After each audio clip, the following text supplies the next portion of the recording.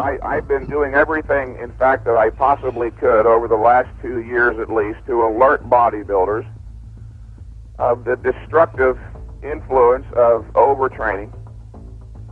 No one else in the bodybuilding world picked up the gauntlet. Now here finally there's a Dr. Kenneth Cooper who some of the older listeners may remember from 20 years ago. The man who in fact popularized aerobic training in this country.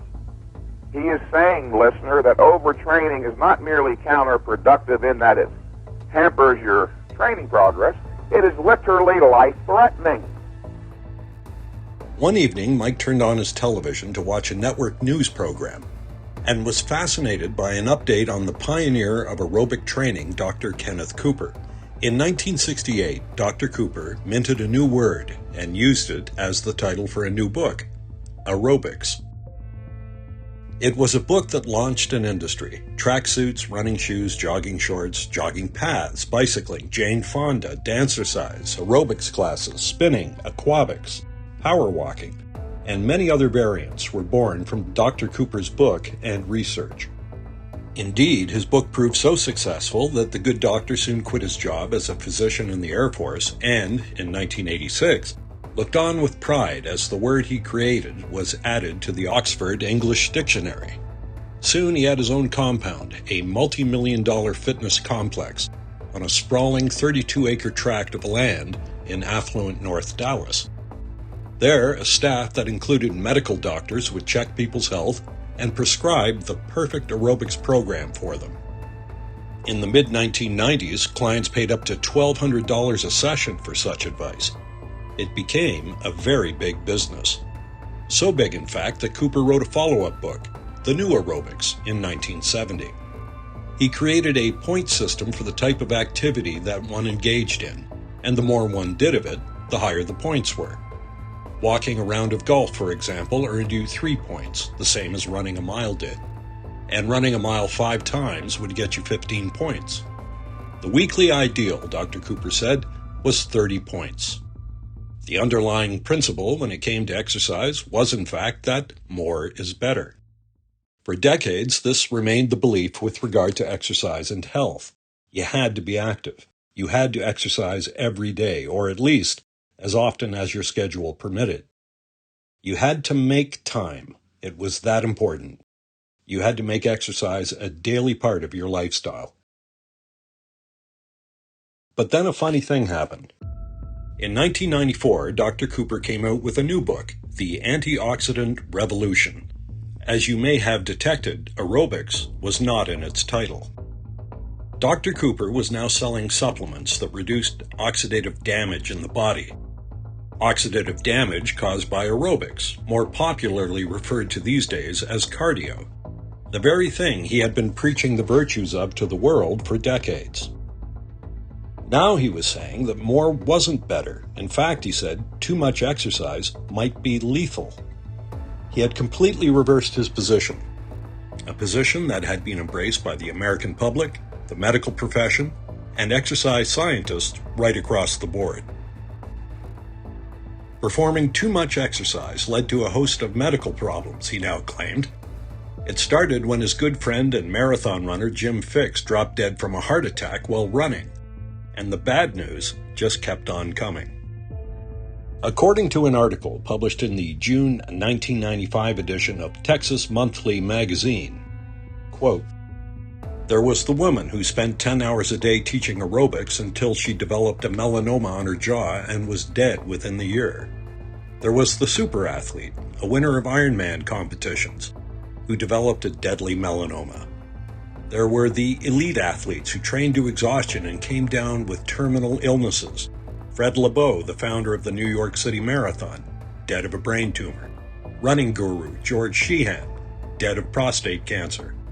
Master marathoner Werner Tersago, dead of a brain tumor. World record holder Cy Ma, who had run 524 marathons, dead of cancer. Steve Scott, the first American to break a 4-minute mile 100 times, battling testicular cancer. Marathoner Mark Conover, winner of the 1988 Olympic trials, now fighting Hodgkin's disease. And Olympic runner Marty LaQuarrie, now in the advanced stages of leukemia. Today, Cooper claims to know of 150 such cases, including 94 athletes with prostate cancer who are patients at his clinic. The anecdotal evidence, he says, is overwhelming. Too much exercise can kill you. Close quote. Dr. Cooper's new health and fitness counsel was that maybe you should take a brisk 2-mile walk 5 days a week.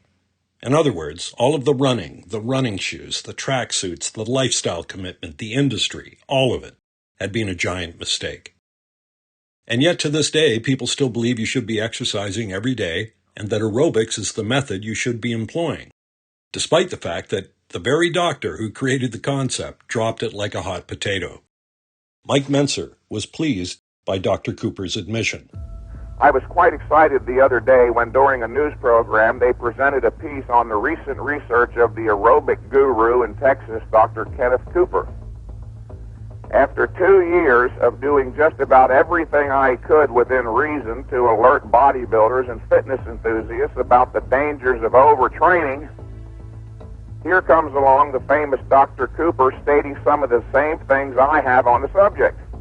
As I have written and stated frequently, Cooper made it clear that overtraining is more than wasted effort. It is counterproductive. In fact, it is life-threatening.